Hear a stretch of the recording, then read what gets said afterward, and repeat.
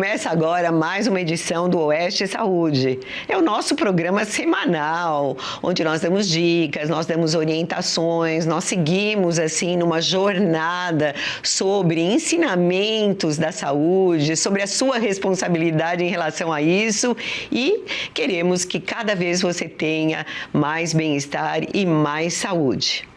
Bom, essa semana a notícia que repercutiu em todo o país e que movimentou muito a indústria farmacêutica está relacionada com a perda da patente daqueles remédios que são conhecidos como canetas emagrecedoras. Então, nós temos a semaglutida, a tirzepatida, que são os remédios mais conhecidos, né? O Ozempic e também agora o Mounjaro. A primeira coisa que eu queria explicar para vocês é que esses remédios, eles agem no corpo humano em receptores específicos. E esses receptores são naturais das pessoas. Então, eles estariam imitando alguma coisa nossa, eles são tipos hormônios e que vão lá e vão ocupar um espaço e fazer uma determinada ação. Tanto o Ozempic, já um pouco mais velho, conhecido, né? Ele, na verdade, fazia com que você perdesse o apetite, ele agia principalmente na parte mais do estômago e também deixava o alimento mais tempo ali para que você tivesse aquela saciedade, enfim. E agora o Mounjaro, ele age em mais um receptor que vai para a parte do intestino também e tem uma ótima ação e tenta imitar o que acontece dentro da gente.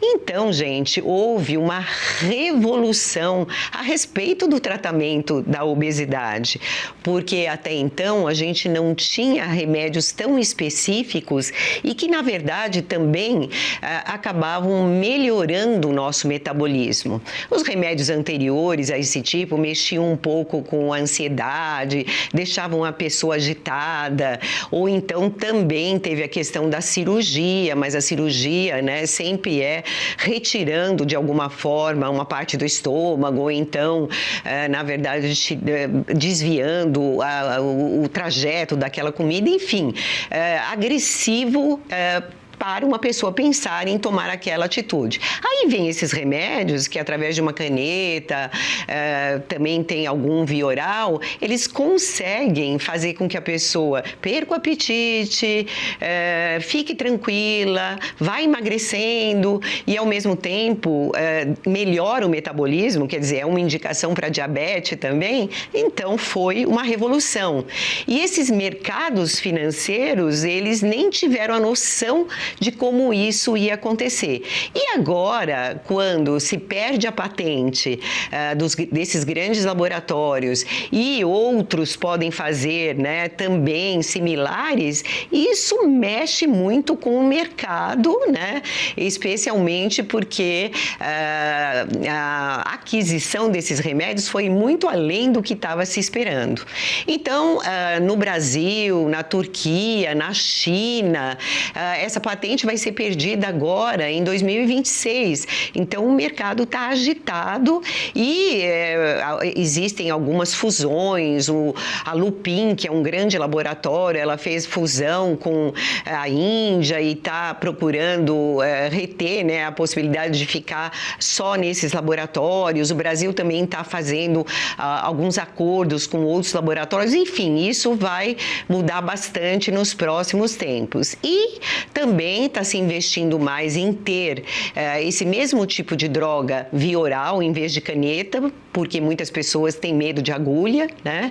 E também está se procurando desenvolver, né, mais remédios, associações, enfim, que possam melhorar a questão da obesidade, já que a obesidade é um problema, assim, social, é um problema de saúde pública hoje em vários e vários países.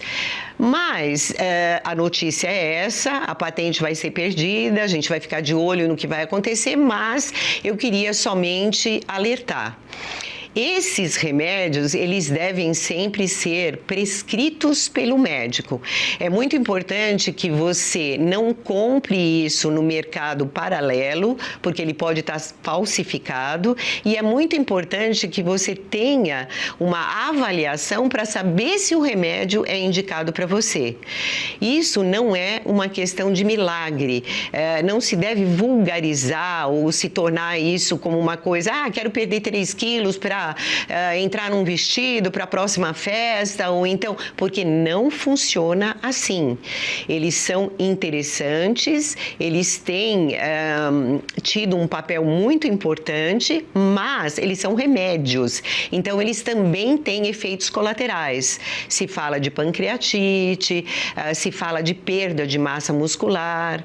Eu sou dermatologista, recebo inúmeros pacientes com muita flacidez, então eu só quero deixar esse recado. Não se trata de um milagre e é necessário que quando você tomar, você também mude os hábitos, porque se você usar essas medicações, emagrecer bastante, chegar no peso que você quer, mas nada mudou no seu hábito, você vai comer da mesma forma, beber toda hora, enfim, você volta a engordar e com menos massa magra. Então, é o alerta que como médica eu gostaria de deixar. E agora nós vamos para a indicação do nosso livro. Essa semana eu trouxe uma indicação que eu considero bastante interessante. É um livro que chama Dieta Além da Moda e, na verdade, é escrita pelo José Carlos Souto, que é um médico de referência nessa área. Eu já li esse livro, ele fala muito sobre um tipo de dieta muito interessante, né? Muito propenso a melhorar a saúde da pessoa, que é a dieta low carb. Então, ele explica, ele vai citando exemplos, ele traz muitos trabalhos científicos. Eu acho que quem tiver interessado em conhecer isso e pensar em estratégias de emagrecimento com saúde deve pensar nesse livro. Vale a leitura!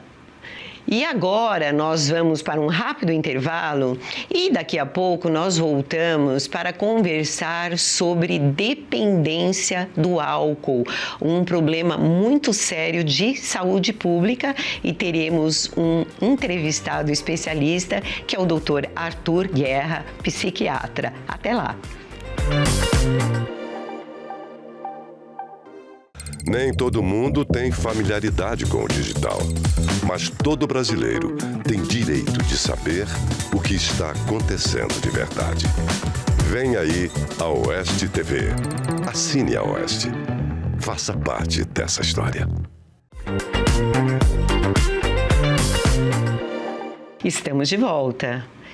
Você sabia que o alcoolismo é considerado uma doença crônica pela Organização Mundial de Saúde e que cerca de 3 milhões de pessoas morrem por ano por causa disso? E também, segundo a Fundação Oswaldo Cruz, além dos impactos sociais, nós temos também uma morte de 12 pessoas por hora aqui no Brasil. É algo muito sério. E para conversar sobre esse assunto, nós trazemos o Dr. Arthur Guerra, psiquiatra e referência no assunto. Muito obrigada por ter aceito o convite, Arthur. E eu queria começar perguntando, quando uma pessoa saberia se ela passou de um bebedor social de álcool para um alcoólatra?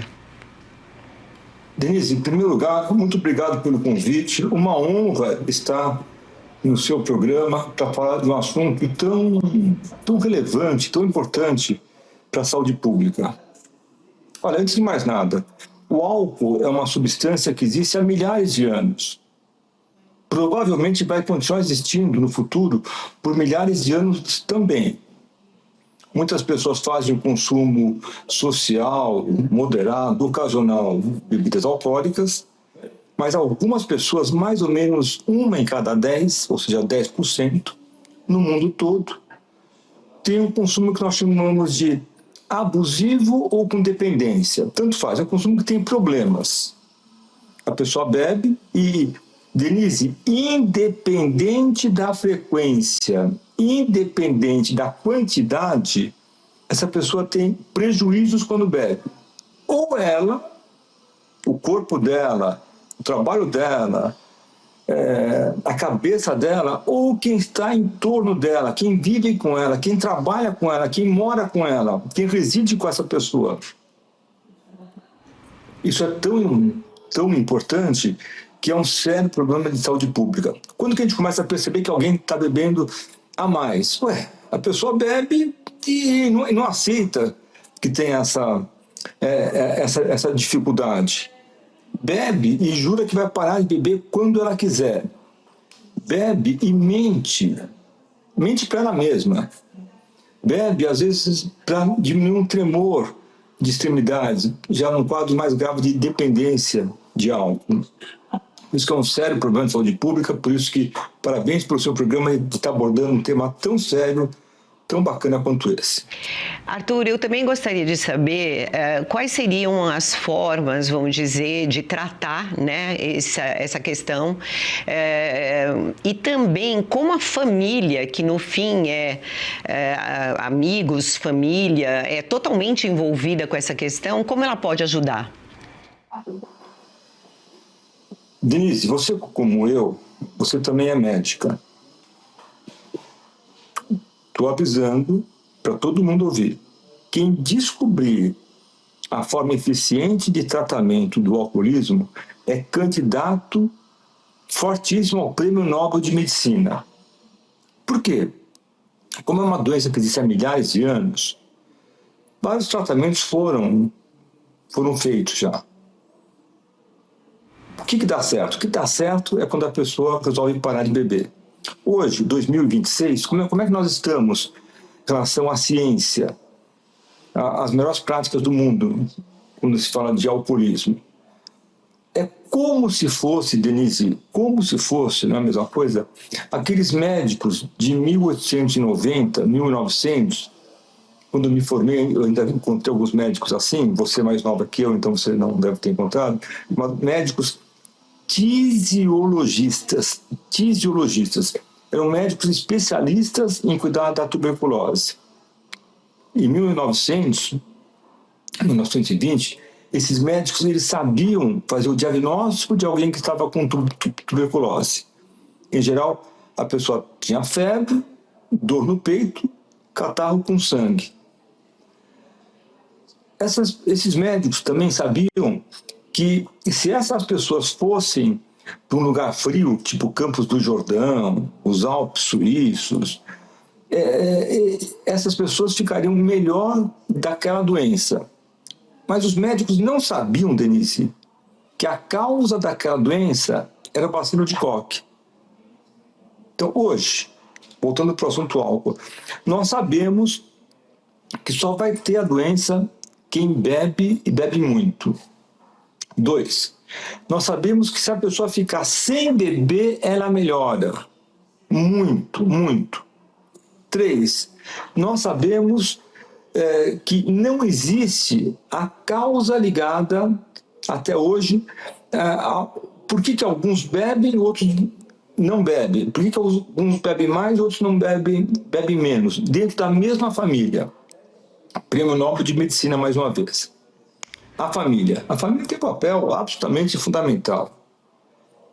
A família, às vezes, querendo ajudar, até atrapalha. O que a família tem que fazer? Tem que apoiar, tem que conversar com essa pessoa que tem um problema, seriamente, não adianta dar bronca, não adianta dar lição de moral. Tem que falar, olha, eu estou fazendo com você, meu irmão, meu pai, meu filho, meu marido, minha esposa, que você faria comigo se fosse ao contrário. Eu acho que você precisa de ajuda. Eu quero levar você para algum profissional da área da saúde.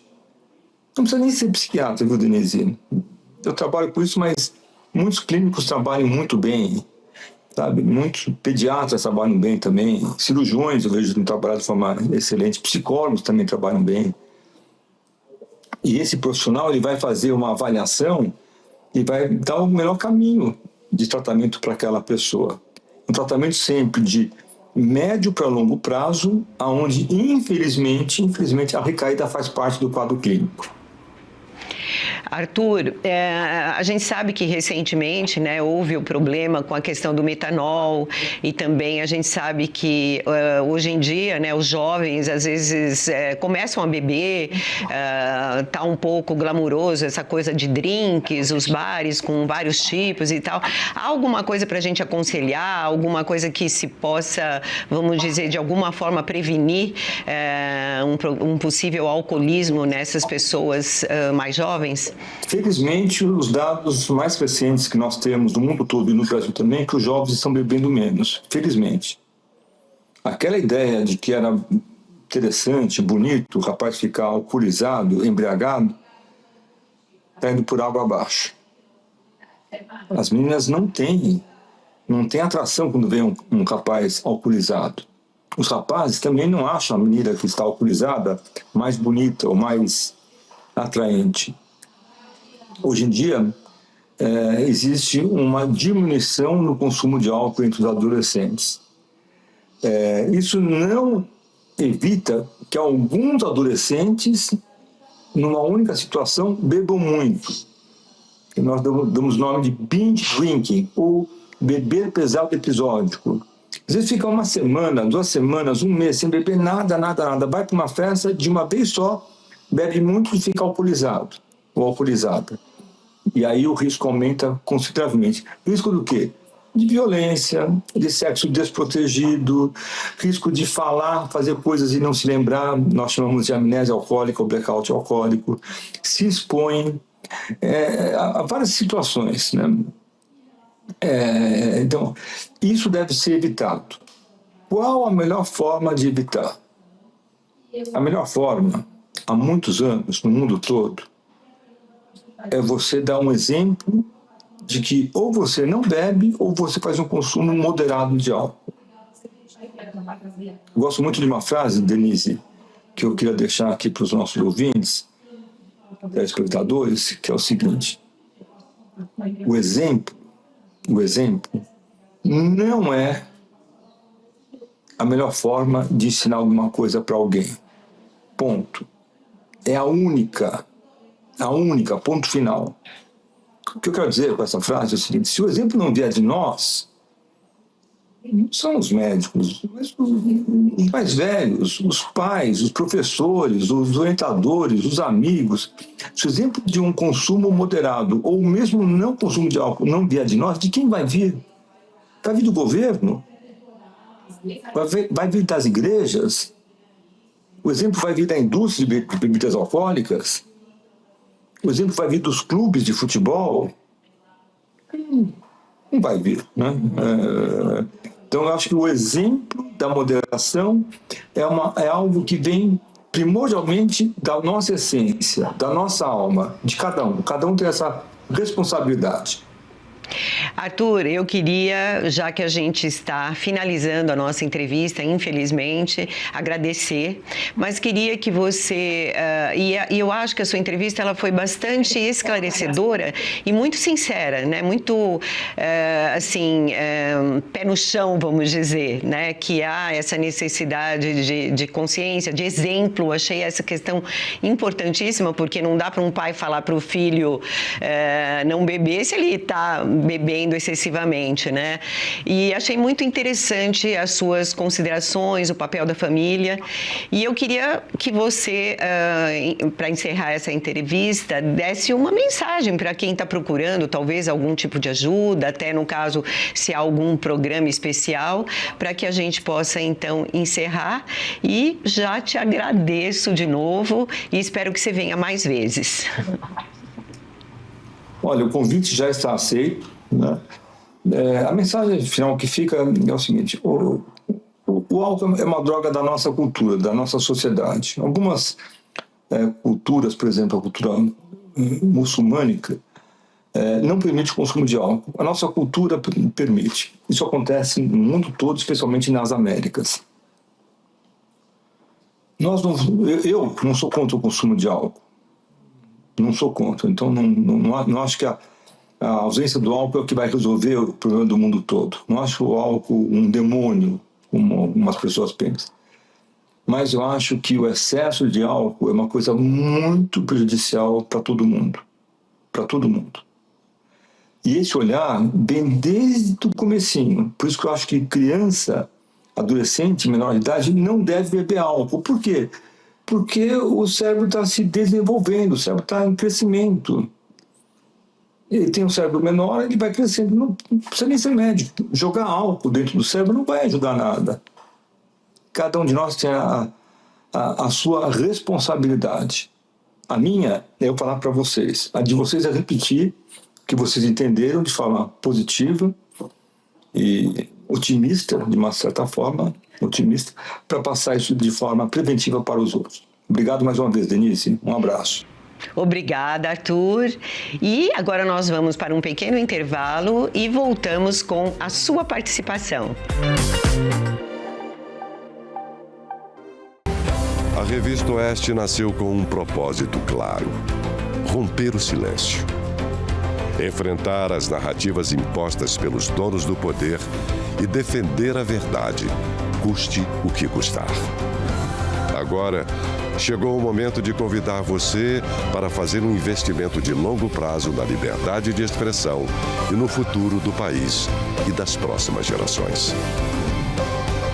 Torne-se protagonista da história. Torne-se assinante vitalício da Revista Oeste.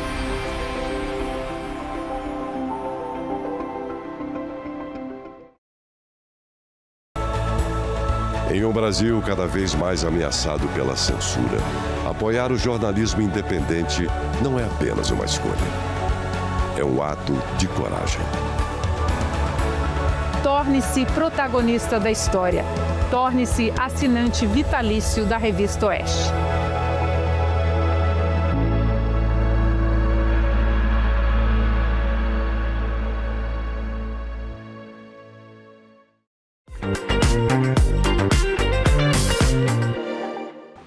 Estamos de volta com o Oeste Saúde e agora é a hora da sua participação. Eu adoro que você faça perguntas. Vamos lá para a primeira delas? Oi, doutora Denise. Eu queria saber quais são os sintomas e o tratamento da pancreatite.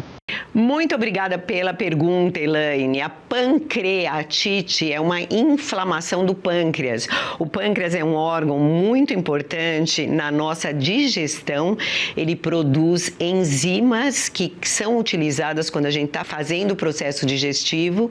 E, além disso, uma coisa muito importante do pâncreas é que ele produz também hormônios importantíssimos, como a insulina e como o glucagon. Então, isso está relacionado com todo o nosso metabolismo e também com doenças, por exemplo, como a diabetes. A pancreatite, ela pode ser aguda ou ela pode ser crônica. Quando ela é aguda, muitas vezes ela está relacionada, por exemplo, a um cálculo da vesícula biliar que entope o canalzinho de saída. E a pessoa sente uma dor fortíssima, além de um mal-estado geral e tudo, mas ela praticamente não aguenta aquela dor.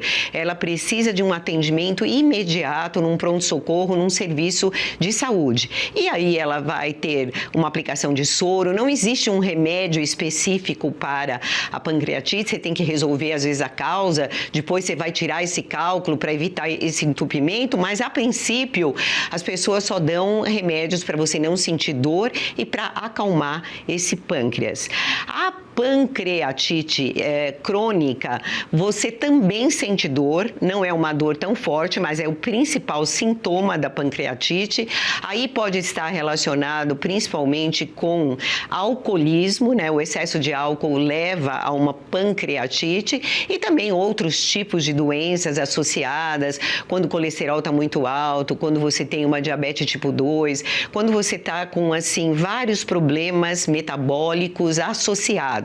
E também o tratamento nesse caso é você fazer com que haja uma desinflamação desse pâncreas para que o ambiente fique melhor, menos oxidado. Então, você precisa de um estilo de vida adequado. Novamente, sempre a sua responsabilidade sobre a sua saúde. Você tem que se cuidar e ter um bom estilo de vida.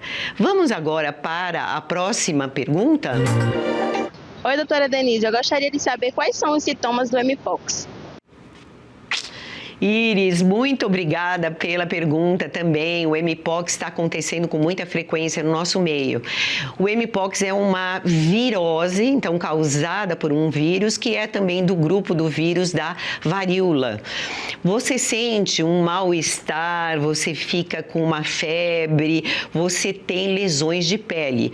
A principal observação para você fazer o diagnóstico justamente são as lesões de pele. Essas lesões, elas são meio parecidas com a catapora.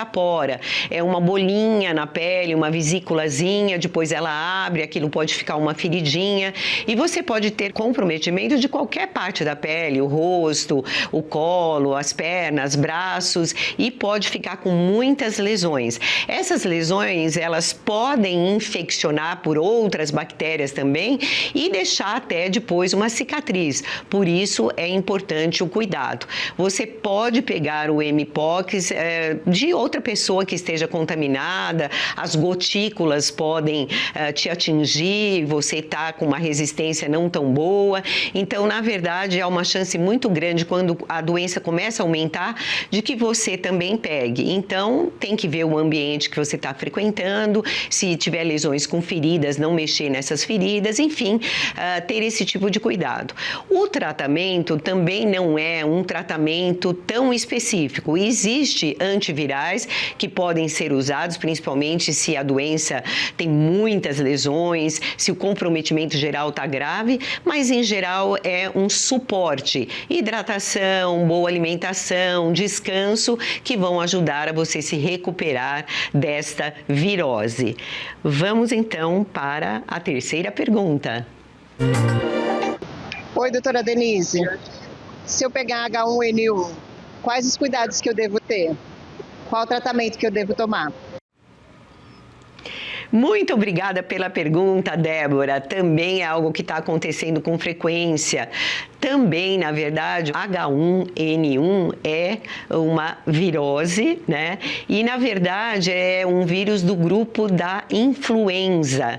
E ele é bastante comum e se você ficar doente, ficar com esse tipo de gripe, ela pode ser, vamos dizer, relativamente suave, mas ela pode ser muito grave. Você sente também mal-estar, você pode ter uma febrícula ou uma febre mais alta, você pode ter dores no corpo, você pode ter uma sensação de muito cansaço, você tem principalmente sintomas assim na parte respiratória, uma coriza, às vezes começa com um pouco de tosse e você deve ficar muito atento à piora desses sintomas respiratórios principalmente. Então, se essa tosse se torna muito importante e você começa inclusive a ter falta de ar, você precisa procurar um serviço de saúde. Então, também vai depender um pouco da gravidade, você pode se recuperar em casa, descansando, com bastante hidratação, não existem assim remédios específicos,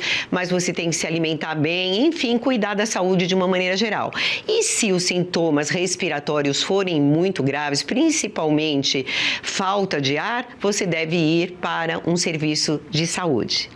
E com essa pergunta, nós encerramos o programa de hoje e eu quero agradecer a todos que estiveram aqui e convidá-los para no próximo sábado, às 19h30, estarmos juntos novamente. Você sabe que quem está nos acompanhando está seguindo uma jornada de saúde e vai conhecer cada vez mais sobre este assunto. E agora eu quero encerrar com aquela frase de sempre: você é responsável pela sua saúde. Não esqueça disso. E até a próxima semana, no sábado, às 19h30.